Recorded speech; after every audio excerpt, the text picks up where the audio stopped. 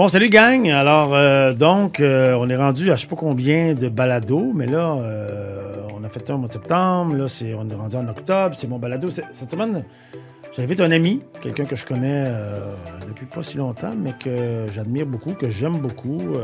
Jeune cinéaste engagé. Je sais qu'il n'y en a pas beaucoup. Félix Rose. Félix qui a fait pas mal d'affaires. Moi-même, je ne me rappelais pas de toutes les affaires qu'il a faites.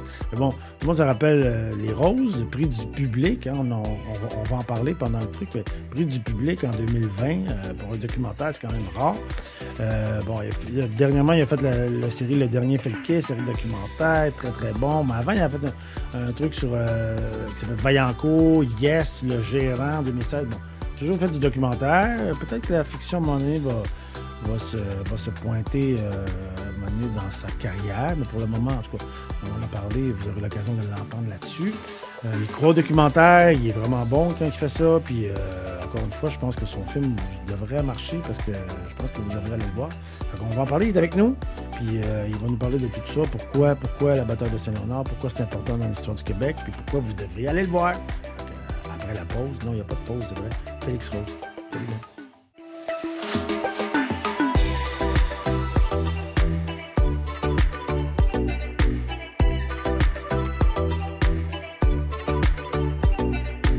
Salut Félix.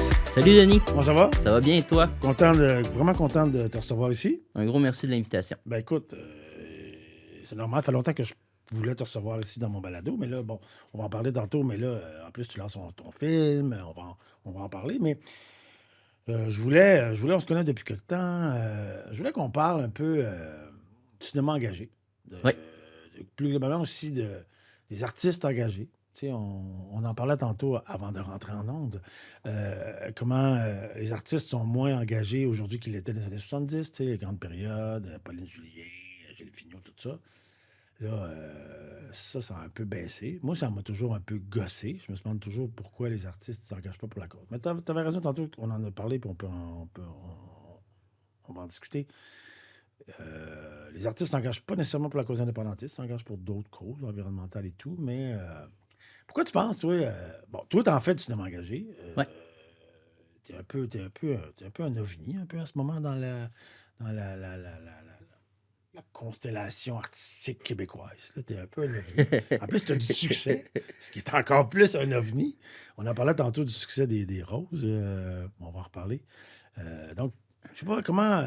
Puis tu es jeune. Tu as quel âge, en fait, Félix? J'ai 37. T'as 37, OK. Puis pourquoi, toi, tu fais du cinéma? Tu sais, pourquoi tu fais pas, comme tout le monde, des films de genre ou je sais pas trop? Ouais. Ben, tu sais, dans mon cas, c'est pas moi qui ai choisi le politique, là, c'est plus le politique qui me choisit, là, OK. parce que c'est sûr que, ayant grandi dans la famille Rose, qui est une famille de militants, là, très engagés, là, qu'il y a eu la crise d'octobre, oui, mais moi, c'est sûr que la famille Rose que j'ai connue, c'est mon père était dans un syndicat. Mon père travaillait à la CSN, tu sais. Puis tous les gros conflits syndicaux des dernières années étaient là. Les garderies, puis Desjardins. Donc moi, c'était mon environnement. Moi, quand j'avais à peine 5 ans, j'avais déjà une pancarte des mains, puis je criais la solution du boss, on la jette au bécosse, tu sais. Donc, tous les slogans de syndicats, je les avais tous. Donc, c'est l'univers dans lequel j'ai grandi. Donc, forcément, moi, je me suis intéressé très tôt à la politique et le cinéma. Je suis devenu très vite un cinéphile. Ma mère écoutait beaucoup de films. À 17 ans, je suis allé dans une maison des jeunes à Mercy. Moi, j'habite à Laval, donc ça me prenait 1 heure du métro. Où l'animateur pédagogique s'appelait Simon Beaulieu. Puis Simon Beaulieu, c'est un documentariste assez connu aujourd'hui. Il a fait Godin, OK. il a fait Miron. OK, oui. Puis c'est lui un peu qui m'a initié à l'œuvre de Perrault, puis à l'œuvre de Falardeau, justement, là, Le Temps des bouffons, là, le film de Falardeau qu'il avait fait un peu de façon clandestine. Son film Coup de poing, là. C'est ça, donc il faisait un peu la même chose. Il y avait toutes des copies clandestines de films québécois qui étaient moins accessibles à l'époque. C'est encore un enjeu aujourd'hui. Puis j'ai écouté ça, puis j'ai comme me suis reconnu. J'aimais le cinéma, mais vu que je consommais peut-être plus d'Américains, je me reconnaissais pas forcément dans les films. Mais quand j'ai découvert Falardeau, Perrault, Arcan, là, je me suis vu dans le cinéma. Et c'est des films très politiques. Même Perrault, oui, plus de poésie, mais il reste qu'il fait tellement un portrait social de l'époque. parce que dans le fond, l'île aux coudes, c'était tellement isolé du reste du Québec dans les années 60 que ça me donnait un peu accès à ce que nos ancêtres devaient avoir l'air, là. L'île aux coudes, c'était un peu le Ouais. 19e siècle au Ouais. Québec. Donc, il y a ça. Puis l'autre élément, c'est que, comme vous savez, comme tu sais, mon père, c'est Paul Rose. J'ai appris à 7 ans qu'il avait été impliqué dans la mort du ministre Pierre Laporte. Moi, comme enfant, c'était un choc, tu sais, parce que forcément, tu sais, ton père, c'est un peu ton héros. Puis mon père, Attends, OK. À 7 ans, c'est en quelle année, là? 7 ans, moi, je suis né en 87, donc on parle de 94. OK. Puis, T'as tu entendu sais, parler de la crise d'octobre en 94. Ton père est sorti de prison, ça fait c'est longtemps. ça, exact. Tu sais. Puis moi, mon père, c'est un père pour moi normal, très Ouais. aimant, très doux. Puis il y a une cousine qui me dit, dans un rassemblement de famille, ton père a tué quelqu'un, le ministre Pierre Laporte, blablabla. Puis moi, j'y croyais pas. C'est un peu absurde. Parce que, tu sais, quand tu as cet âge-là, la vie est noir et blanc. Tu as les méchants et les gentils, là. Puis moi, mon père, je savais pas qu'il avait fait 13 ans de prison. J'ai pas été capable d'en parler avec lui, mais ma mère m'en a parlé. Puis c'est sûr que c'était un choc pour moi, Ouais, parce que j'imagine. à cet âge-là, tu comprends pas. Tu dis: «Ah, mon père, est impliqué dans la mort d'un homme». Donc toute ma vie, j'ai été habité par le sentiment de vouloir comprendre et c'est sûr que j'étais pas capable d'en parler avec mon père. Tu sais, c'était comme un peu je dirais un peu tabou. Donc la façon que je me suis rapproché de lui, c'est à un moment donné, j'ai eu un projet de généalogie à l'école, là, secondaire 2. Puis lui, il a tripé là-dedans. Il a tripé dans mon projet, puis on est devenus des passionnés de généalogie. Puis ensemble, pendant des années, on allait dans les cimetières, on allait dans les bibliothèques. On a fait un voyage en Irlande. Nous, on est d'origine irlandaise. Rose, en réalité, le vrai nom, c'est Rouse. On a fait le tour d'Irlande. Puis c'est comme ça que je me suis rapproché de lui. Puis c'est comme ça que j'ai découvert les conditions socio-économiques de ma famille, tu sais, mes grands-parents. Ma famille a travaillé pendant 4 générations sur 100 ans dans la Red Patch Sugar. Tu sais, étaient forcés de parler en anglais au patron. Ils mouraient tous dans la cinquantaine de diabète parce qu'ils travaillaient dans le sucre. Donc, tous ces événements-là, je les ai découverts à travers mon père. Puis c'est sûr que quand j'ai vu que mes deux passions, c'était le cinéma et l'histoire, on disait que ça c'est comme il y a eu un mariage qui s'est fait. Puis c'est comme ça que j'ai décidé de devenir un documentariste qui parle beaucoup, pas forcément juste de politique, mais beaucoup du Québec et de la société. Tu sais. Et mon film, j'avais 24 ans quand j'ai fait le tour de l'Irlande avec mon père. Puis c'est là que je me suis dit, il faut que je fasse de quoi sa famille Rose. Tu sais.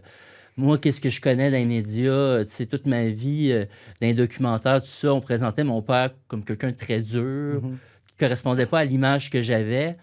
Puis je me suis dit: «J'aimerais ça montrer cette famille-là, mon oncle Jacques qui était très proche de nous, qui était tout le temps chez nous et mon père». Donc c'est après notre tour de l'Irlande, même mon père, sa santé déclinait, il est même devenu aveugle pendant notre voyage en Irlande. Oui, tu m'as déjà conté ça. Ouais, il a perdu, la vue. Puis, puis après, quand on est revenu au Québec, je me suis dit: «Je vais faire un film». Mais le problème, c'est qu'il est tombé malade, puis malheureusement, excuse-moi, malheureusement, le jour où j'ai présenté le projet, il l'a lu, il a pris le temps de le lire, de le commenter. Il m'a dit: «Tu sais, Félix, si on a fait qu'est-ce qu'on a fait, c'est que on sentait que toutes les voies démocratiques étaient bloquées». Tu Mhm. sais, moi, j'étais un démocrate à la base. J'avais fait une maison des jeunes à Percé, la maison du pêcheur. Tu sais, mon père était animateur pédagogique dans les écoles. Il dit: «Moi, j'étais dans toutes les grandes marches», mais quand on nous a interdit de manifester, parce qu'il y a eu la loi anti-manifestation de drapeau, tu sais, vu qu'à l'époque, on n'avait pas accès à des médias alternatifs, tout ça, comme aujourd'hui, il n'y avait pas de web. Si tu nous enlevais la rue, tu nous enlevais notre seule façon de communication. Donc, c'est ça qui m'a amené à la clandestinité au FLQ. Après, on soupe, puis à un moment donné, je le vois paralysé, tu sais. Aïe, aïe. Tu sais, il paralyse vraiment là, un côté de son visage. Puis je regarde dans les yeux pendant qu'il paralyse. Moi, je le vois, lui, il le voit pas. Tu sais, il fait un AVC. Donc, Ah. tu sais, je le prends vraiment comme par le visage. Puis ça va vite, on va à l'hôpital. On se retrouve à l'hôpital. Puis là, je comprends qu'il mourra. Donc là, je lui ai dit, je lui fais la promesse que je vais aller au bout de ce projet-là, mon documentaire sur les roses. Puis là, il décède. Puis là, je me retrouve un peu avec cette promesse-là qui m'a habité pendant des années. Parce qu'on est en 2013, j'ai sorti le film en 2020. Donc pendant 7 ans, ma mission de vie était de faire ce documentaire-là. Puis je me suis dit: «Il faut que je prenne le temps de bien faire les choses». Donc, heu, je commençais à zéro, tu sais. Moi, mon père, c'est mon pilier. Je me reposais sur lui. Là, Ouais. j'étais tout seul. Mhm. Jacques, au début, il voulait rien savoir du projet. Lui aussi, mon père, c'est son pilier, puis il se sentait pas comme prêt à avoir cette responsabilité-là. Donc ça a pris des années avant de le convaincre. Si j'ai fini par le Tu dis, convaincre. même à toi, Jacques, il voulait pas parler. Oui, puis tu sais, il avait confiance en moi, Oui, tu sais, oui. et tout. C'est juste que je pense qu'il se faisait pas confiance à lui. Non, parce que je dis ça parce que moi, avec les années, j'ai beaucoup de gens qui m'ont dit qui voulaient parler à Jacques Rose, qui auraient Ouais. voulu parler à Jacques Rose, puis de toutes sortes de domaines, là, des professeurs, des indépendantistes, beaucoup, toutes sortes de projets, tu sais, mettons, qui voulaient les inviter dans des affaires. Ils disaient toujours non, Non, non, non, non, non. Fait que même à toi, même à moi. il a dit non pendant longtemps. Parce que, tu sais, mon père a eu l'occasion de s'exprimer ces événements d'octobre, tu sais, mais mon oncle, il l'avait jamais vraiment fait, tu sais. La seule fois qu'il avait pris la parole, c'est quand mon père est en prison, puis il militait pour qu'il sorte. Mais après, il s'est retiré pas mal publiquement. Donc, quand je l'ai convaincu, ça a pris des années, parce que pendant des années, j'arrivais avec une équipe, puis finalement, il dit: «Ça se fera pas». Aïe, aïe, aïe, aïe, aïe. Puis j'ai réussi à le convaincre, parce que Jacques, il faut comprendre, c'est Jacques, c'était un peu l'ouvrier du Ouais, FLQ. ouais, Tu je sais, je sais, c'est sais. le gars qui faisait les cachettes et tout ça. Puis C'est là, moi qui l'interprétais exact, dans le film Octobre, puis c'est exactement ce que Falardeau m'avait dit c'est à ça. l'époque. Puis tu sais, des fois, il est présenté un peu comme le petit frère de Paul, mais il faut Mm. comprendre que c'est une dynamique un peu étrange en mesure. Jacques a une grosse personnalité, tandis que Paul est plus, tu sais, il est plus tranquille, il est plus Taciturne. intello, tandis que Jacques, tu sais, dans le FLQ, si on était capable d'être clandestin, de feu aussi longtemps, c'est grâce à Jacques Rose, parce qu'il concevait des cachettes que la police n'était jamais capable de trouver. Mais il était pas capable, tu sais, il avait jamais fait cet exercice d'introspection-là. Puis là, une journée, il avait besoin de moi pour poser des fenêtres. Un gros projet, là, lui, c'est un gars de projet à sa maison. Puis il était vraiment mal pris pour m'appeler parce que j'ai juste des pouces, moi, dans les mains. Tu sais, je suis vraiment pas manuel. Puis j'ai dit: «Oui, mais donne-moi 1 heure d'entrevue par jour». Il l'a accepté un peu à contre-cœur, mais ça crée de quoi? Parce qu'on travaillait fort le jour, puis ça crée un relâchement, on est fatigué. Puis quand on faisait notre heure qui devenait souvent 3 heures, ils voyaient plus la caméra parce que j'étais allé juste avec un ami, hein. On n'avait même pas pris de son, on avait micro, cravate, tout ça. Ils oubliaient la caméra, puis ça devenait vraiment une conversation intime entre moi puis lui, puis c'est la première fois que ça sortait. Tellement que quand ses sœurs ont vu le projet, eux, ils ont dit: «On n'a jamais, jamais Jacques nous a parlé de tout ça». Aïe, aïe, aïe, aïe. Donc ça a vraiment créé de quoi. Donc là, finalement, grâce à Jacques, j'avais un peu le noyau, le cœur du film. Puis à travers ça, tu sais, j'ai découvert que mon père, j'étais rien. Donc j'ai trouvé plein d'archives, dont une cassette qu'il avait faite à sa mère quand il était en prison parce qu'il ne pouvait pas la voir, il faisait un peu ses études. Donc avec toutes les archives, j'ai découvert dans le sous-sol. Puis là, après, je suis devenu obsédé. Puis là, j'étais allé partout. Puis tu sais, la crise d'octobre, c'est tout le temps les mêmes images. Moi, je me suis dit: «Je veux pas voir Gaétan Montreuil, je Ouais, veux pas, je vais en avoir d'autres. je veux juste trouver d'autres affaires». Ça a été des années, puis heureusement, l'ONF a embarqué dans cette folie-là, qui fait que j'avais accès à du matériel pour numériser des archives, parce que trouver des archives, trouver l'accessibilité, tout ça, c'est très compliqué. Donc à travers ça, j'ai construit, comme avec le monteur Michel Giroux, genre petit morceau par petit morceau, tu sais. Puis en 2020, tu sais, c'est comme le film sur ma famille, je voulais pas manquer mon coup, tu sais, on l'a pu le sortir en 2020. Donc c'était l'aboutissement quasiment d'une décennie de travail, tu Ah, sais. c'est débile parce que je veux revenir à ça. C'est unique là, dans l'histoire du cinéma québécois, là, un documentaire qui gagne le prix du public. Et tu m'en parlais tout à l'heure, il y a quand même un cours de Ouais. circonstances là-dedans, mais raconte-moi les donc un peu comment c'est arrivé tout ça, là. Mais il faut C'est dire à cause de qu'au la pandémie, puis tout, là? début, il y avait pas grand monde qui attendait. Tu sais, je savais que le film passerait pas inaperçu parce que ça reste quand même mon père et mon oncle, c'est des figures de l'histoire du Québec assez controversées. Mhm. Mais au début, on sentait pas un gros intérêt, là. On avait une salle, à Québec, puis on avait une salle à Montréal, puis c'était même pas le Beau Bien, c'était le cinéma du musée dans l'Ouest chez les anglophones. Donc moi, déjà là, je me suis dit: «Ça y est, ça va mourir tout le travail, ça se fera pas». Puis en plus, il y avait une pandémie mondiale. Donc tout ça, Je suis malchanceux. c'était ça, c'était vraiment ça. Puis finalement, ça s'est tourné à notre avantage parce qu'il y a eu un petit festival que j'aime beaucoup, les Perséides, qui ont décidé d'ouvrir à la dernière minute. Puis étant donné qu'il y a une scène assez importante des roses qui se passe à Percé, c'est la maison du pêcheur, ils ont dit on aimerait ça que ton film soit le film d'ouverture. Moi, j'étais comme honoré. J'ai dit oui. On est allé là-bas. Mais étant donné. Genre fin août 2020, là, début Exact. septembre, Je me souviens, c'était le 14 août 2020. OK. Milieu de l'été. Puis d'habitude, tu sors pas des documentaires l'été, c'est la pire période. Mais on n'avait pas le choix parce que c'était un peu l'accalmie. C'est la période de la COVID où on pouvait un peu sortir d'un salle, mais à moitié. Mais là, étant donné, à cause de la COVID, ça se fait pas au cinéma, ça se fait à Chandler dans le cinéparc. La première dans le cinéparc. Puis étant donné que c'est un film qui se passe en partie à Bercy, le bouche-à-oreille se fait. Puis ils attendent peut-être une 50aine de voitures. L'autoroute est jammée.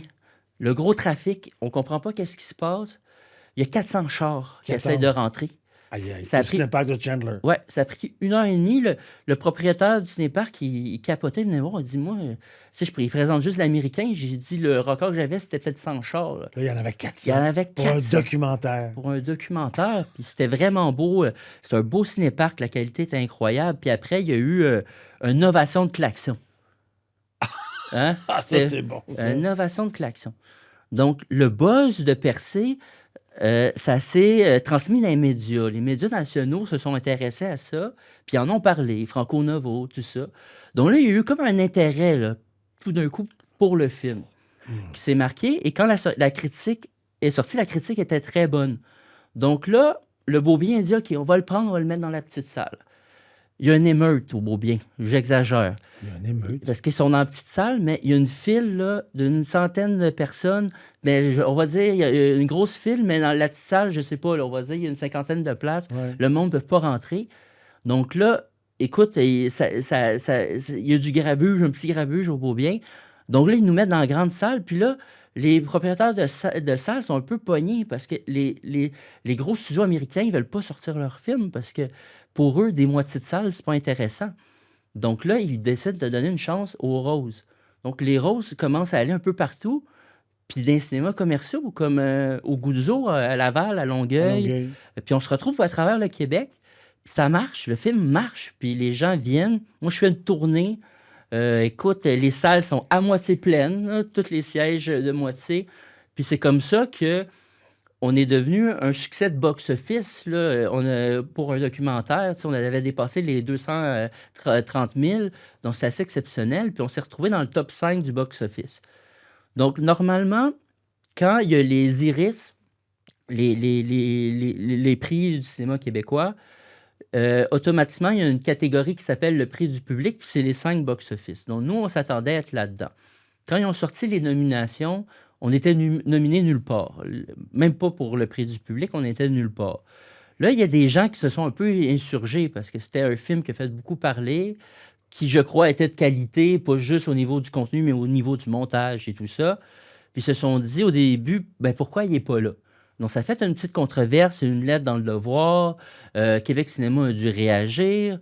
Puis, sous la pression populaire, ils ont décidé qu'au moins, il allait le mettre dans le prix du public. Parce que quand les gens demandaient, mais pourquoi il n'est pas prix du public? Ils disaient, on ne prend pas de documentaire pour le prix du public.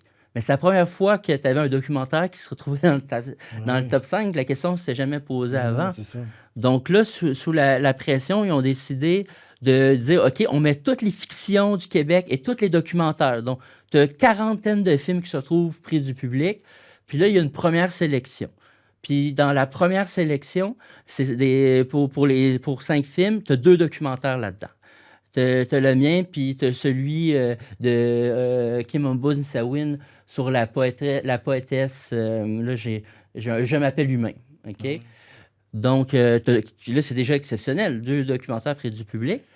Puis là, tu sais, je suis un peu en conflit avec Québec Cinéma parce que, tu sais, il y a eu toute cette histoire-là. Puis quand j'arrive dans la salle, moi, mon grand-père était machiniste à Radio-Canada, puis il me disait tout le temps, si tu es près d'une rangée, près d'une caméra, c'est que tu vas gagner. Puis moi, au début, il voulait même pas que je vienne avec ma blonde. Il me mettait dans les estrades, puis finalement, on t'a trouvé une table de dernière minute, près d'une rangée. Donc, je me doutais que j'allais gagner, puis on a gagné prix du public. Puis là, j'en ai profité justement pour parler des problèmes des archives au Québec, remercier le monde, mais la musique embarque, mais j'ai même pas 30 secondes. Moi, qui n'ai pas forcément un gars qui a une prestance d'oration, qui crie dans la vie. À cause de la musique, je me mets à crier. Donc là, ça commence à ressembler, même les médias le lendemain, ils disaient ça avait l'air d'un discours de Saint-Jean-Baptiste, là, tu sais, là, tout ça. Donc, tous ces événements-là qui semblaient jouer contre moi, finalement jouer pour nous, parce que ça relançait le film. Puis, tu sais, je peux te dire un autre élément. À chaque fois qu'il y avait une malchance, parce que là, on était 6 semaines en salle. On se retrouve, je me retrouve à Tout le monde en parle. Juste avant moi, c'est le ministre de la Santé qui dit on ferme le Québec. Il dit c'est fini. Là. Mais la salle est terminée pour moi. Mais moi, j'arrive pour annoncer que le film va être disponible gratuitement sur onf.ca à partir de maintenant et il va être diffusé à TVA après l'émission Tout le monde en parle. Le monde se retrouve du jour au lendemain, ils ne peuvent pas sortir. Le film, il a explosé sur la plateforme de l'ONF. Aïe, aïe, aïe. Donc, toutes ces malchances-là se sont toujours transformées en Aïe, chances. aïe, aïe, aïe. Donc, je pourrais dire que c'est un peu ça le phénomène autour des roses. Puis même quand tu dis, même le New York Times s'est intéressé à ça. On a fait une page sur le phénomène-là. Ah, ouais. Donc, je te dirais que tu avais le fait que c'était, oui, il y avait le 50e d'octobre, c'était un bon moment pour le sortir, mais tu avais plein d'éléments de chance autour de ça. OK. Oui, mais dans le fond, c'est un film de qualité aussi, là, au final. Si ça n'avait pas été un bon film, tout ça ne serait jamais arrivé. Oui, mais tu sais, il y a des excellents films qui ont malheureusement pas de visibilité. Ouais, tu sais. tout à fait. Puis c'était un peu ça le destin des roses au début, tu sais, OK. avant que tout ça change heureusement. OK. En tout cas, bravo. Merci. C'est un film excellent.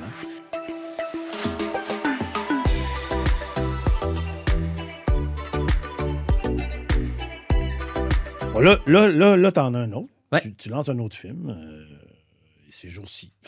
Ces jours-ci, tu lances un autre film sur la crise linguistique à Saint-Léonard et, en fait, une crise linguistique nationale, en fait, on peut dire. Là, ça s'est situé à Saint-Léonard, mais ça a pris des proportions vraiment... J'aimerais ça que tu m'en parles un peu. Qu'est-ce qui est arrivé, en fait, puis pourquoi tu as choisi ce thème-là?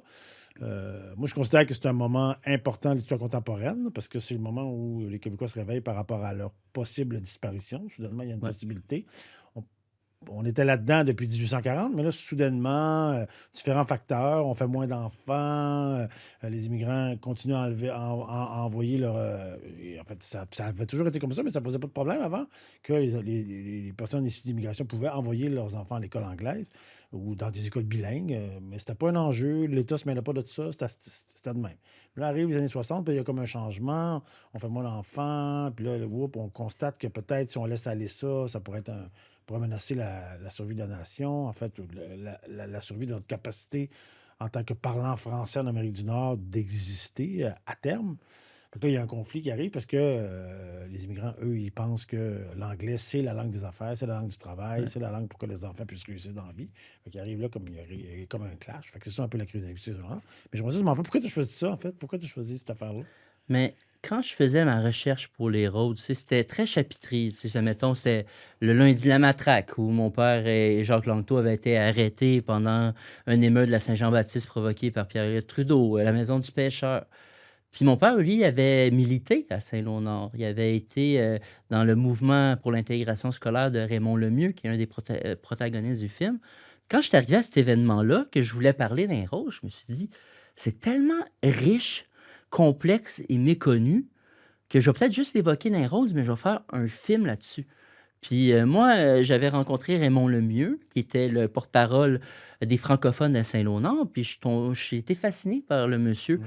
Puis il était Aussi, je l'ai rencontré à un moment donné, puis il m'avait Ouais. beaucoup impressionné, le monsieur. Puis il était en fin de vie. Puis qu'est-ce qu'il faut savoir un peu pour résumer son histoire? C'est lui, c'est un anglophone à la base. Tu sais, son père, c'est un franco-américain, sa mère est d'origine irlandaise, il est élevé en anglais. Puis, mais aux études supérieures, il est allé aux études en français, puis il est devenu un francophile. Puis il a décidé qu'à un moment donné, lui travaillait dans des petites shops, tout ça, dans le milieu des trains.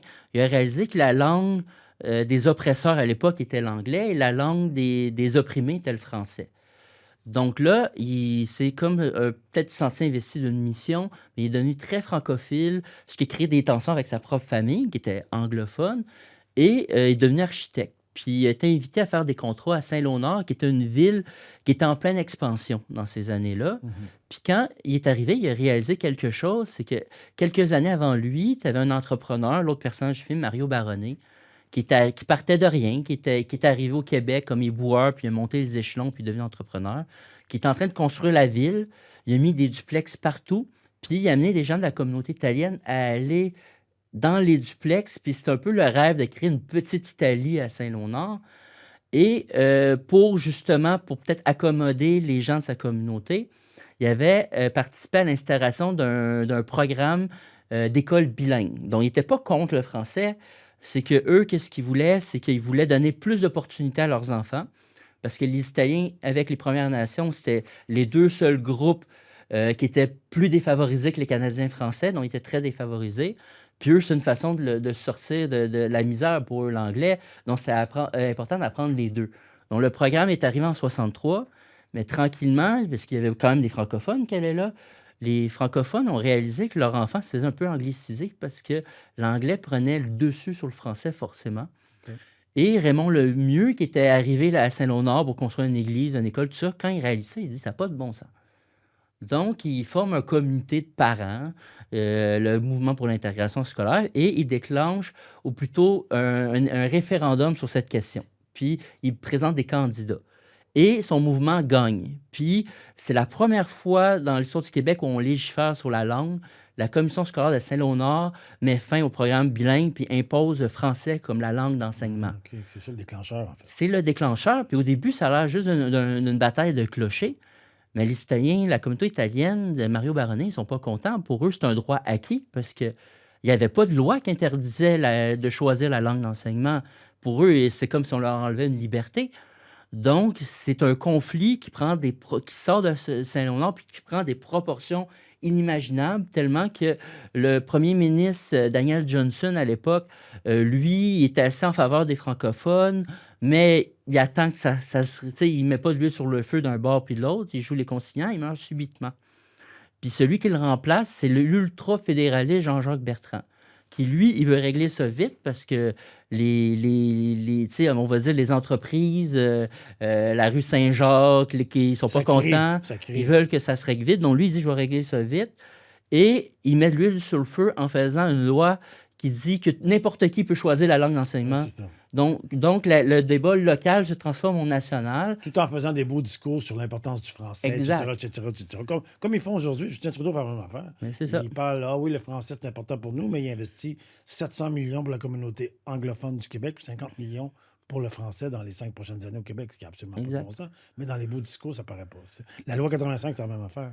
Exact, c'est ça. Donc, à cause de cette réaction du gouvernement, qui n'a même pas eu le temps d'attendre les résultats d'une commission d'enquête, là, le Québec devient un peu à feu et à sang, puis il perd ses élections. Les libéraux sont élus, mais ça amène... l'Union nationale disparaît à cause de l'impopularité du Bill 63, parce qu'avant, c'était le Parti nationaliste. Puis, je veux dire, c'est une loi qui aurait été faite par un parti fédéraliste. Là. Au contraire, même, il y a des gens de l'Union nationale qui étaient contre le premier ministre. Il perd les élections. L'Union nationale disparaît quasiment de la carte. Puis, de ses cendres émerge le PQ, qui reprend un peu une partie de cet électorat-là. Et quelques années plus tard, quand ils sont élus en 1976, ils disent, nous, on va la régler, la crise linguistique qui ne s'est pas arrêtée après les événements de Saint-Léonard, qui a perduré, et qui a amené à la loi 101. Donc, moi, le pari que je faisais, c'est que tout le monde connaît la loi 101. On en parle tout le temps dans les médias. C'est très d'actualité. La loi est toujours aussi contestée quand on veut faire des amendements, tout ça. Mais peu de personnes connaissent d'où ça part, c'est quoi la genèse. Donc, la bataille de Saint-Léonard, c'est ça, c'est raconter c'est quoi l'événement, la crise qui a mené à la loi 101. Donc, c'est un peu ça que la proposition du film. Tu sais. Okay. Puis comment tu as fait pour... parce que moi, je l'ai vu. Puis j'ai trouvé ça très bon. Ça va être à l'affiche bientôt. Là. On vous en reparlera. Très, très bientôt, en fait. Je l'ai vu, j'ai adoré ça. Et ça m'a surpris parce que j'ai quand même été mêlé là-dedans. Quand j'étais au Mouvement Montréal français, on faisait je me rappelle, on a fait des manifestations, spectacles où j'avais fait un montage de différents événements qui étaient arrivés pour mener à la loi 101. Mais tu as trouvé des images d'archives incroyables, des images que j'avais jamais vues, des trucs, tu es allé fouiller où, comment ça s'est passé, toute cette recherche-là, combien de temps ça a pris, tout ça, là? Mais c'est ça. Vu que j'ai commencé en parallèle au Rose, j'ai commencé à m'intéresser à la crise en 2017, quand j'ai rencontré Raymond Lemieux. Tu sais, j'ai fait mon témoignage, j'avais filmé son entrevue en lui disant... Peut-être un jour, je vais en faire un film dans 10 ans. Ça a pris 7 ans, donc ça a été moins long que je pensais. Puis, après avoir fait l'entrevue, quand je faisais ma recherche chez Rose, j'ai ramassé aussi des trucs sur Saint-Léonard. Donc, au Québec, on a un problème avec les archives, sont peu accessibles. Puis souvent, là, écoute, des dégâts d'eau, là, il y a pas si longtemps, il y a eu Télé-Québec où un gros dégât d'eau, ça a l'air qu'ils ont perdu des archives, mais des situations de même, ça arrive souvent parce que malheureusement, Des on a feux, des affaires exact, qui parce qu'on n'a détruisent. pas forcément, tu sais, oui, une chance de la BNQ, mais mettons, les créateurs de contenu, ils n'ont pas forcément les entrepôts pour les garder. Il y en a tout le temps un à la tête qui finit par jeter. Donc, ça devient tout le temps faire un film d'archives au Québec, c'est une fouille archéologique. OK. Donc, j'ai fouillé dans des chutes de montage, des trucs qui n'étaient pas accessibles. Tu sais, j'ai insisté auprès d'institutions pour trouver justement des films rares ou des films qui n'ont jamais été diffusés. Mhm. Puis, on en a trouvé plusieurs au fil des années. Et je suis allé chez des particuliers aussi, des particuliers qui avaient filmé des choses, qui avaient gardé des affaires. C'est vraiment un gros travail de recherche, pour ça que ça a pris 7 ans, pour justement avoir assez de matière pour raconter cette histoire-là. Puis moi, j'ai dit, mais pourquoi cette histoire-là, on la connaît pas? Tu as des images spectaculaires, tu as l'occupation de Aimé Renault, parce que, Oui, ça, j'avais jamais vu ça. exact, J'avais jamais vu moi non d'image de plus. ça. Puis je te dis, c'est tellement beau. Ben oui, c'est magnifique. Tu vois les jeunes aux fenêtres, puis tout. Exact. Ouais, c'est vraiment beau. Parce que juste pour mettre en contexte, c'est que justement, la réaction de la communauté italienne qui était appuyée par les anglophones, vu qu'ils ne pouvaient pas avoir d'école bilingue, on dit on va avoir une école anglaise. Puis ils ont pris une école francophone en disant on va la transformer en école anglaise et que les jeunes qui étaient à Saint-Laurent iraient à Pointe-aux-Trembles. Les parents n'étaient pas contents. Les jeunes ont occupé l'école pendant plusieurs jours. Puis, écoute, tous les médias étaient là, ils étaient à travers les fenêtres. Tu avais même, à l'époque, tu avais un curé qui venait faire la messe autour d'eux. C'était assez...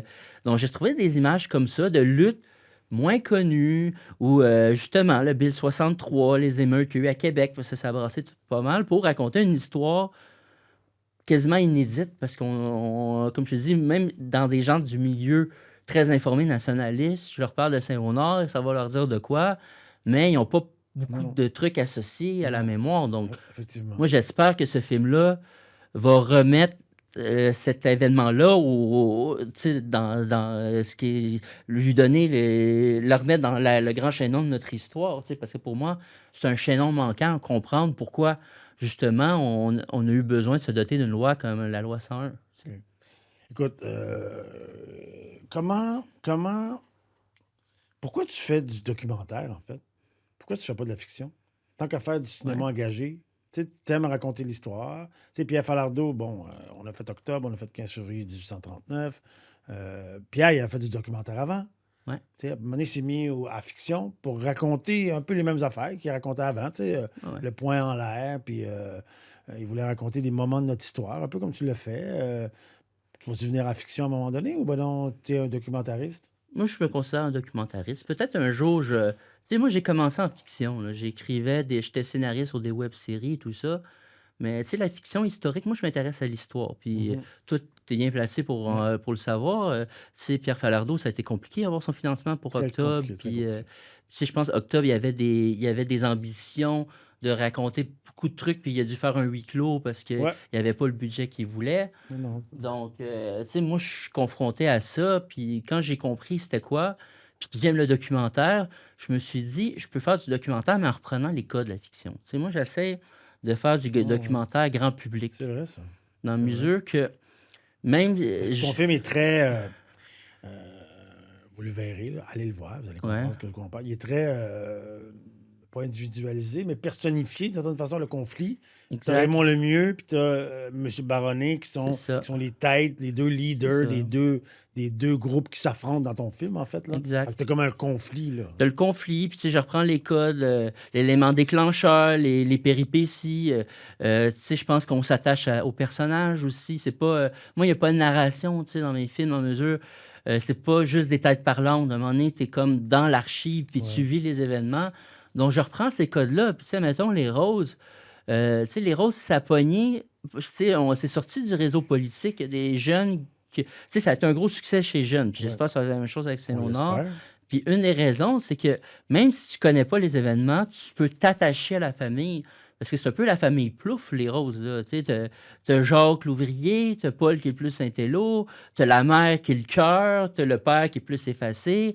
Puis là-dedans, C'est tu vrai. sais, t'as des thèmes plus universels, tu sais, une mère qui aime inconditionnellement ses enfants, puis qui fait tout pour les sortir de prison.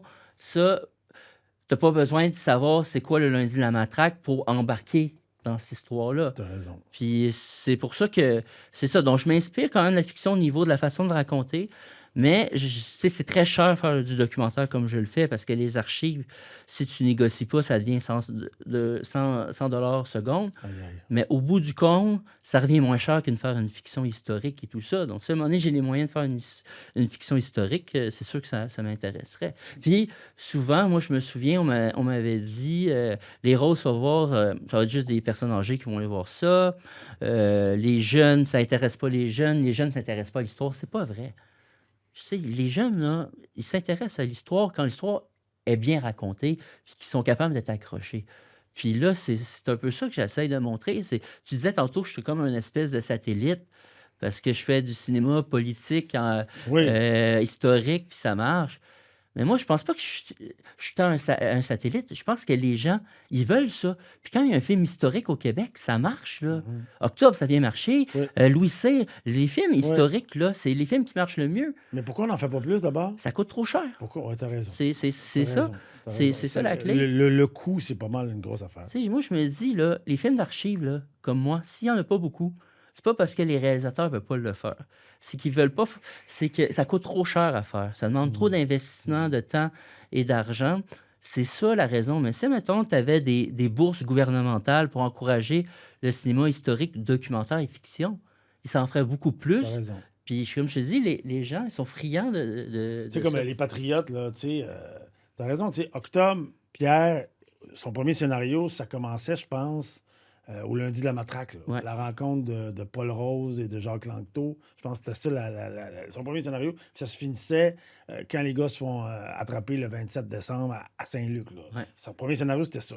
Mais là, à un moment donné, il s'est rendu compte que, bon, il a ramené ça à le huis clos, qui coûtait moins cher à faire. Tu sais, il y aurait, bon. Puis 15 février 1839, c'est la même affaire. C'est un huis clos dans la prison. Ça se passe à 90% dans la prison. Alors qu'il y a un film à faire, il y a une série à faire sur tous les patriotes, tu sais, les résolutions Russell, tu sais, tout le contexte historique, le Parti patriote, l'exil de certains. Tu sais, il y a comme toute une affaire qui s'étend sur une dizaine d'années qui n'est pas faite encore. Il y a des livres, mais il n'y a pas de film. Tu sais, il n'y a pas de film, il n'y a pas de fiction. Évidemment, ça coûterait très, très cher. Exact. L'habit d'époque, bon, toute la patente. Mais bon, tu sais, moi, je parle souvent, les Américains, ils ont toutes sortes de défauts, mais il y a une affaire qu'ils savent faire. Ils se racontent leur histoire. Exact. Combien de Français films sur aussi. Lincoln, combien de films sur la Révolution américaine, bon, sur les cowboys, tout ça. Bon, c'était peut-être Oui, pas une puis partie c'est pour ça suffisante, mais ils se que- la racontent. Le Exact, héros, on les exact. voit. Tu sais, C'est ça. Kennedy, tu sais, bon, ils en font des films sur le héros pour se célébrer, se célébrer l'Américain, puis se célébrer l'histoire. D'autres, on le fait pas encore. Tu sais, Parce on que le c'est fait ça, pas assez, en fait. on n'a pas les moyens de se raconter. Puis c'est un peu ça mon discours que j'avais fait, qu'on a gagné. C'est donner, tu sais, du financement pour qu'on ait le moyen de se raconter. Ouais. Puis ça, tu sais, C'est quand tu parles fondamental. de l'engagement, je pense, est là. C'est comme moi, ma lutte est là. C'est raconter l'histoire du Québec malgré toutes les embûches qui peut se retrouver sur notre route parce que tu sais, le dernier film, pour vrai, j'ai eu des moyens exceptionnels, puis je suis très reconnaissant. Mais mettons, Les Roses, ça a été difficile, là. On avait peut-être la moitié des moyens qu'on avait pour ce projet-là. OK. Donc, c'est ça, je pense que l'engagement est là. Les artistes doivent se mettre à risque pour pouvoir se raconter parce que souvent, moi, Qu'est-ce que tu veux dire, se mettre à risque? ben, moi, mon premier projet, Les Roses, j'ai pas fait beaucoup d'argent, là. J'ai investi Ah oui, beaucoup. dans ce sens-là. Tu sais, je veux dire, je suis probablement la personne qui a été le moins payée sur ce projet-là. Ah ouais. Donc, tu sais, ben, en même temps, c'est ma Combien famille. d'années de travail? Cette année, là. Mais tu sais, j'ai pas juste fait ça parce qu'il faut que je vive, là. Oui, il faut que tu manges. Mais tu sais, là, ça va bien, là, mais tu sais, ces risques-là, c'est d'en demander beaucoup. Puis il y a beaucoup d'artistes qui font ces sacrifices-là, justement, pour qu'il y ait une mémoire. Parce que, tu sais, ces gens-là qui ont fait la Révolution tranquille, là, ils sont vieillissants, là. Donc, il faut faire de quoi maintenant? Tu sais, il y a une mémoire. Moi, mon traumatisme, là, je te dirais, donner mon plus grand regret dans la vie, c'est de ne pas avoir fait d'entrevue avec mon père avant qu'il meure. Tu sais, c'était ça mon projet. Puis malheureusement, il est mort subitement. Et je me suis dit, tu sais, c'est une mémoire qui s'est éteinte, puis là, je peux rien faire. Donc, c'est pour ça que dans les 10 dernières années, j'ai fait des entrevues avec toutes sortes de personnes qui ont vécu cette époque-là pour que cette mémoire-là, on puisse la conserver, puis la transmettre. Parce que moi, tu me demandais pourquoi je fais du documentaire. Moi, c'est la raison pour laquelle je fais du documentaire, c'est la transmission. Tu sais, moi, mon père était prof aussi, maman était prof. Moi, j'ai enseigné. Tu sais, je pense qu'on a une responsabilité de transmettre qui on est, nos racines, notre histoire aux prochaines générations. Puis je pense que une des raisons pour laquelle les jeunes s'intéressent moins, on va dire, à l'histoire du Québec que peut-être d'autres causes aussi nobles que l'environnement et tout ça, c'est qu'on leur a pas transmis cette passion-là. La génération, mettons, que tu évoquais de Charlebois et compagnie, eux, ils sont arrivés à un moment charnière où les baby boomers, c'est eux qui prenaient la place, leur génération dominait et ils se sont appropriés la langue grâce à Michel Tremblay, grâce à Offenbach, justement, tu sais, qui ont assumé leur accent, le joual, qui ont assumé leur poésie et qu'ils étaient fiers, justement. Tu sais, il y avait le pouvoir du nombre pour pouvoir le faire. Mais malheureusement, on disait cette passion-là, elle ne s'est pas transmise à la génération d'après. Pourquoi? Tu sais, je ne suis pas sociologue, je n'irai pas dans les explications. Je pense que il y a des humiliations comme les deux référendums peut être un élément de honte qui fait qu'à un moment donné, ça ne s'est pas transmis. Je ne sais pas. Mais moi, le constat que je fais, c'est quand je parle à des gens de 20 ans, quand les gens de 20 ans venaient voir les roses, le truc que j'ai le plus souvent entendu, mais pourquoi on ne m'a pas raconté cette histoire-là? Puis moi, je répondais, pourtant, c'est l'histoire de vos grands-parents. Mhm. C'est ça. Donc, le transmettre, c'est Mais vraiment ça. pourquoi? OK, donc toi, tu penses que si les jeunes ne s'engagent pas, c'est surtout parce qu'on leur a pas dit, on leur a pas raconté l'histoire, les raisins de la colère sont plus là, mettons, d'une certaine façon. Un autre élément. Donc, cette histoire-là n'est pas transmise à l'école. Les gens en entendent pas parler. Les jeunes s'engagent pour d'autres causes. Parce que les jeunes s'engagent. Tu sais, les jeunes, Exact. ils sont, comme tu le mets tout à l'heure, les jeunes pour l'environnement, je pense qu'ils s'engagent. Mais chez les artistes aussi, c'est la même affaire. Tu sais. Moi, j'ai passé des années, quand j'étais au Mouvement Montréal français, à essayer de brasser ma gang, les gens, les acteurs, les actrices que je connaissais, puis les chanteurs, chanteurs. Il y en avait qui venaient, tu sais, bon, il y a du monde qui ont toujours été là, Christian Bégin, Manuel Ouais. Bilodeau, Luc Picard, ça venait, mais c'est plus difficile, tu sais, c'est plus difficile de fouetter le monde pour dire, pour une cause aussi fondamentale. Pourtant, tu sais, si on fait pas d'indépendance, si on parlera plus français ici dans 50 ans, puis les artistes, ils vont falloir qu'ils fassent du film en anglais, tu sais. Ouais. C'est clair de même. Fait que tout le monde, le milieu artistique au premier chef, a à gagner du fait que le Québec devienne un pays. Est-ce que c'est la peur de s'engager puis de plus avoir de contrôle? Sûrement que ça joue, puis c'est légitime. Là, je veux Ouais. dire, je veux pas, je juge pas ça. Moi-même, je l'ai vécu, puis c'est pas évident, mais il y a quand même urgence d'agir. Tu sais, si on parle de changement climatique, oui, mais indépendance, urgence, vraiment. Mais je pense, moi, une explication, c'est qu'avant, là, moi, je me considère comme un nationaliste de gauche. Puis ça, aujourd'hui, dire que tu es nationaliste et de gauche, c'est comme si tu disais deux extrêmes. C'est comme si ça se peut pas. Pourtant, tu sais, faut comprendre, là, Saint-Léonard, crise d'octobre, c'était comme, mettons, mon père, c'était les deux. C'était le côté social et le côté national. Tu sais, c'était le mariage des deux. Parce que les jeunes aujourd'hui n'ont pas vécu l'oppression. Tu sais, ils la ressentent pas. Tu sais, parce que ces gens-là, comme la génération de nos parents, ils se sont battus justement. Tu sais, moi, mon père, il a vécu Ville-Jacques-Cartier, comme je te parlais, l'arrêt de patte, l'humiliation de ses parents, il l'a vécu. Il s'est battu, sa génération s'est battue justement pour que les Québécois puissent avoir accès aux meilleurs jobs. Puis là, aujourd'hui, les Québécois ont plus le sentiment d'être opprimés comme il y a une cinquantaine d'années. C'est sûr. Parce que s'il y a une oppression, elle est subtile. Tu sais, les gens, ils n'ont plus le sentiment qu'ils peuvent avoir accès aux meilleurs jobs et tout ça. Ils peuvent monter dans les échelons, ce qui n'était pas le cas. Donc, je pense que ça, c'est une partie de l'explication où que maintenant, dans la tête de beaucoup d'artistes qui sont souvent associés à la gauche, ils ont l'impression que c'est un combat qui est de plus en plus repris par la droite. comme si c'était juste la langue, c'est juste une affaire de culturelle. On parle pas aux classes populaires et tout ça. Mais moi, dans ma tête, faut ramener ça. Je veux dire, tu sais, Falardeau, il disait, tu sais, que tu sois à gauche ou à droite, tu vas tout droit, là, c'est l'indépendance. Moi, je pense pour faire un pays, il faut que tu rallies des gens de C'est tous sûr. les points de vue. Tu sais, l'indépendance, c'est plus grand qu'être à gauche ou à droite. C'est sûr. Mais maintenant, on dirait que pour la gauche, tu sais, le côté nationaliste est mal vu présentement, mais moi, je pense que ça va changer. C'est juste, il y a de l'éducation à faire parce que nous, on n'a pas un nationaliste à la française, on n'a pas un nationaliste chauvin. On a un nationaliste de protection dans le sens où on est un peuple qui a été colonisé et on est un miracle d'avoir survécu pendant des années. Puis cette fierté d'être Québécois-là, ce nationaliste-là, nous a permis de survivre. Donc, c'est un nationaliste qui fait qu'on veut juste être qui on est chez nous. Mhm. C'est pas un nationaliste genre anti-immigration et tout ça, mais dans la tête, vu qu'on disait que la droite, maintenant, c'est eux qui reprennent le discours de la laïcité ou le discours de l'indépendance, les gens de la gauche, ils se rétractent, puis ils font, moi, je veux pas être associé à ça. Mais c'est pour ça que moi, je pense qu'il faut revenir à la base, puis dire, un pays, un Québec indépendant, ça va être un pays plus progressiste, ça va être un pays où on va pouvoir s'autodéterminer, on va pouvoir décider qu'est-ce qu'on fait en termes d'environnement et tout ça. Je pense que ce discours-là peut parler, puis même pour donner un exemple, quand il y a eu les conservateurs là, de Harper, là, tu sais, 2005 et compagnie, il y a beaucoup de jeunes qui sont devenus indépendantistes. À ce moment-là, il y a eu, tu sais, même si c'est plutôt marginal, tu as eu Option nationale, puis Option nationale, c'était tous des jeunes. Puis moi, pour avoir rencontré des jeunes là-dedans, eux, les raisons pour lesquelles là, ils sont devenus indépendantistes, c'est pas la langue ou ils vivraient pas à ça, c'est qu'ils se reconnaissaient pas dans le Canada. Ils se connaissaient pas dans le Canada d'Harper, qui reconnaissait même pas la théorie de l'évolution. Ils disent que ça n'a pas d'allure.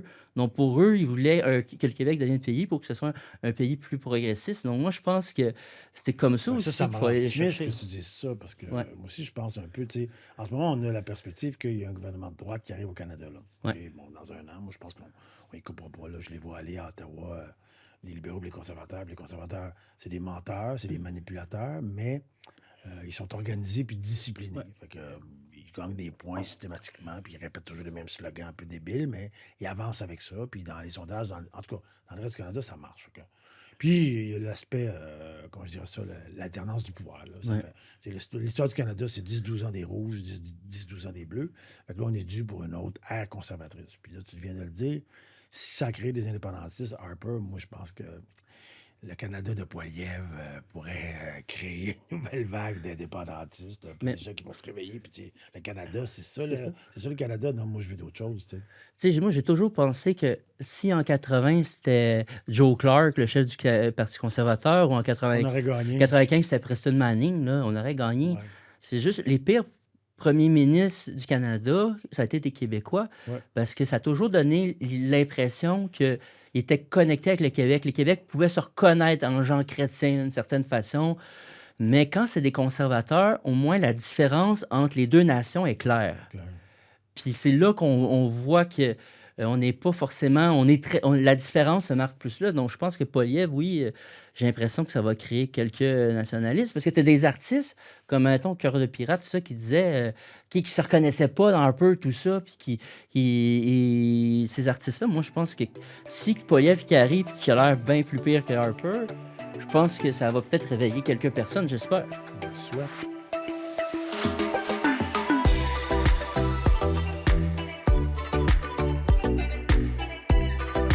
Ouais. As-tu d'autres projets? C'est quoi tes prochains projets de films, là? Je sais pas, comme moi, je travaille tout le temps à 2 projets en même temps. Tu sais, là, j'ai sorti une série Québec Rock, là, Oui, c'est que j'ai vu. Saint-Lô, ouais, Très intéressant, d'ailleurs. c'est ça. Puis Saint-Lô-Nord, puis là, je suis comme tout le temps, c'est comme ça prend tellement de temps de faire les 2 que là, je suis comme dans la zone où j'ai aucune idée. Tu sais, j'avais le même sentiment après Les Roses puis le dernier Felkis.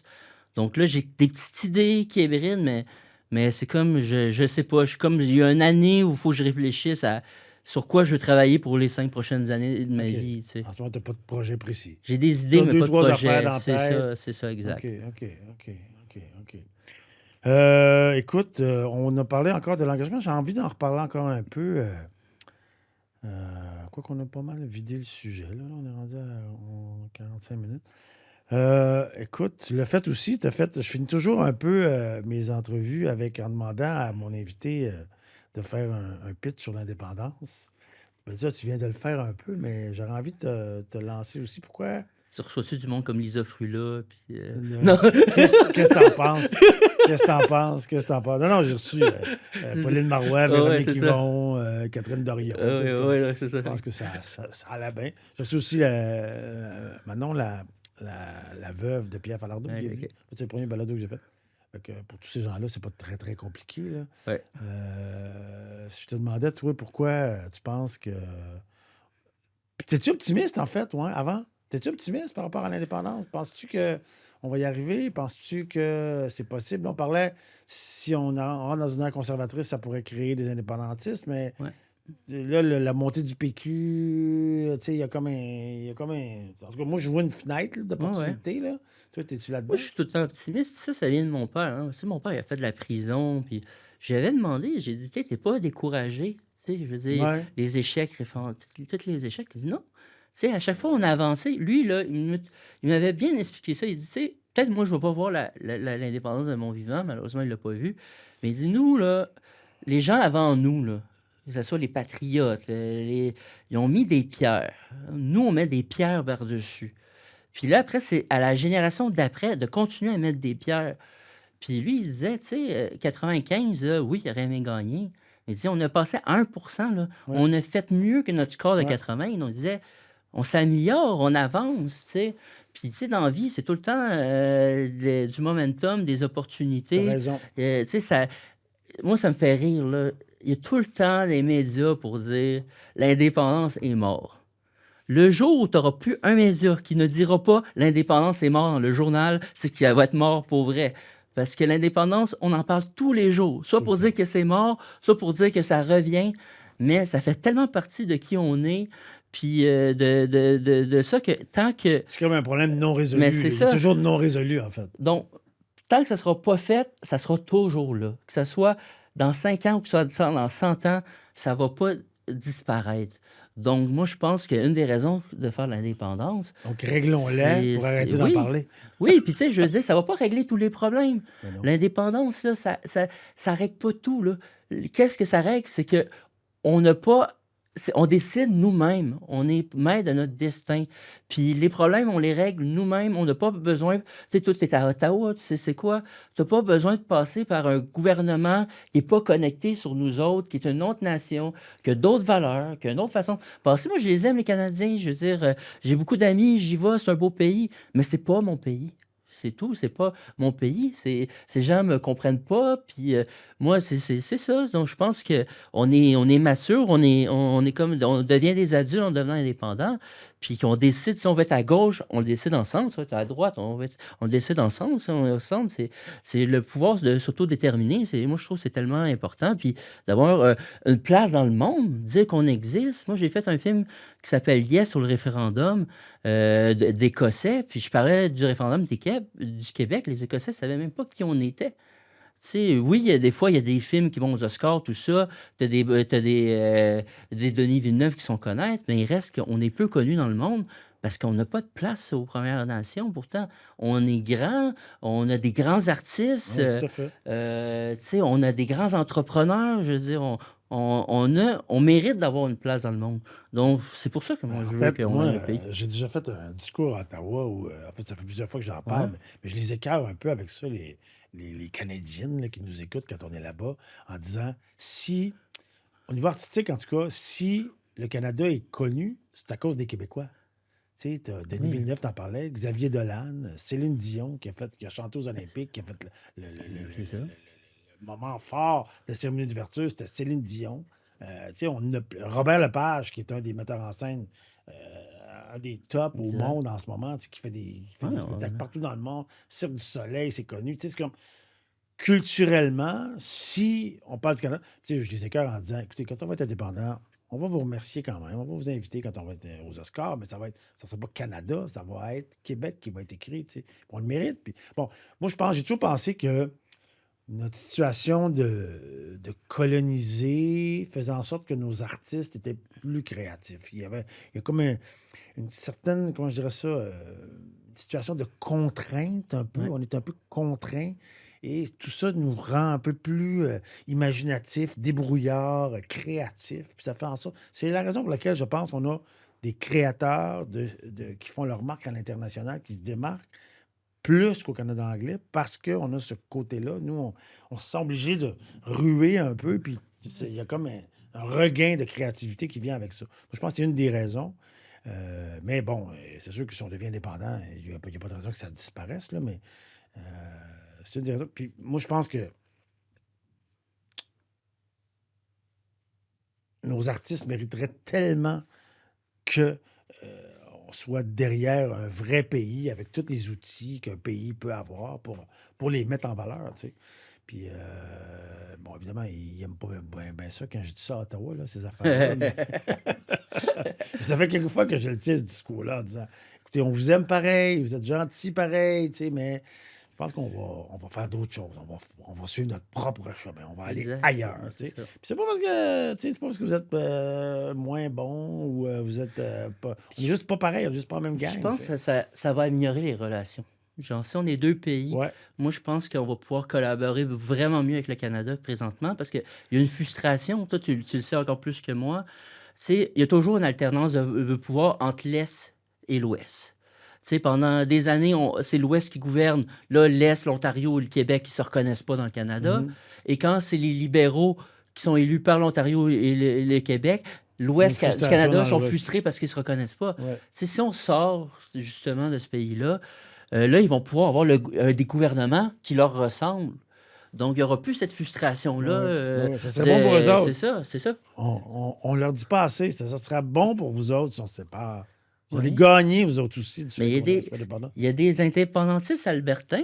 J'ai vu un documentaire de Guylaine Marois là-dessus, où justement, là, quand Harper est élu, ils ont changé leur fusil d'épaule, mais quand c'était Chrétien, Paul Martin, avant, là, ils voulaient s'en aller. Là, ils ne se Mhm. reconnaissaient pas dans les politiques libérales. Là. Donc, c'est ça. Je pense que ça serait mieux pour les deux. OK.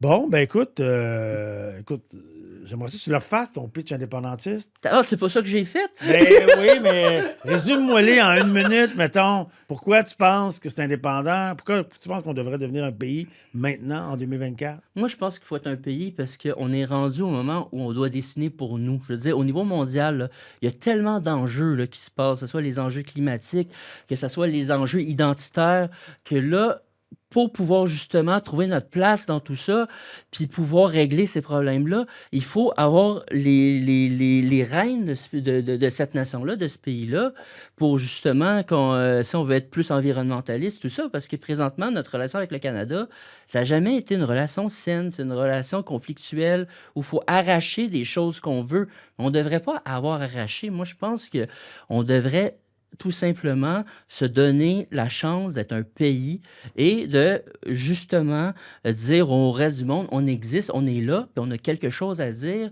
et on veut prendre la parole, que ce soit aux Premières Nations, que ce soit partout dans le monde, parce qu'on le fait depuis des années, mais de par en dessous. Tu sais, nos artistes québécois sont appelés des Canadiens en France. Là. Pourtant, comme tu disais, c'est ça, c'est surtout des Québécois qui sont connus à travers le monde. Donc moi, je pense que toutes ces raisons sont valables pour avoir un pays, tu sais. Hey, merci, Félix. Hey, un dernier petit mot. Ton film s'appelle comment, en fait? La bataille de Ah oui, c'est ça. Saint-Léonard, On l'a même c'est pas à nommé. l'affiche le 11 octobre. OK. Puis, tu sais, j'encourage tout le monde à aller le voir. Tu sais, faire des documentaires politiques, c'est toujours un jeu dangereux Oui. pour attirer un public, mais il va être accessible partout au Québec, tu sais. Donc, OK. Il va sortir dans beaucoup de salles? il va sortir dans beaucoup de salles. Il va être à Gatineau, Sherbrooke. On va se promener en région. On va faire une tournée. OK. Moi, j'aime ça aller en rencontre du public aussi. Donc, informez-vous. Je devrais être accessible pour beaucoup. Puis, c'est ça. Si vous voulez en savoir plus sur le débat linguistique, d'où ça part et qu'est-ce qui a amené à la loi 101, puis forcément, ça fait écho, ça apporte de la lumière sur le débat actuel. Je vous invite à aller voir le film. Merveilleux. Donc, je répète, La bataille de Saint-Léonard, à l'affiche partout au Québec, documentaire de Félix Rose, à partir du 11 octobre. Je l'ai vu. Je vous encourage à aller le voir. Ça vaut la peine. Ils sont peut-être donné lieu à des débats, mais c'est toujours sain. Puis c'est une partie importante de l'histoire du Québec. C'est la genèse de toutes les luttes linguistiques depuis 50 ans. Dieu sait qu'il y en a eu. C'est ça. C'est la bataille de Saint-Léonard, c'est là que ça a parti. C'est là que ça a commencé. Avant, on ne se préoccupait pas de ça, mais à partir de 1977, en fait, ça commence. On se préoccupe de ça. Donc, la bataille de Saint-Léonard, le 11 octobre. Merci, Félix Rose. Merci à toi. Merci infiniment.